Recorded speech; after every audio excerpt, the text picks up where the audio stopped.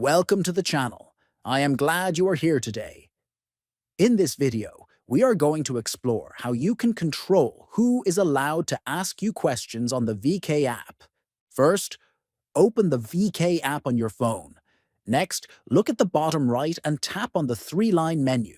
Then, at the top right corner, tap on the three dots to open more options. From the menu that appears, tap on Settings. Now, tap on Privacy to access your account's privacy controls. Now scroll down until you see the section called Who Can Ask Me Questions. Tap on it and you will see several choices. All users, friends of friends, all friends, no one, or certain friends. Finally, pick the option that works best for your privacy needs and the change will update instantly without needing to save anything. If you found this video helpful, make sure to subscribe to the channel, give the video a like, and share it with others. Thank you for watching.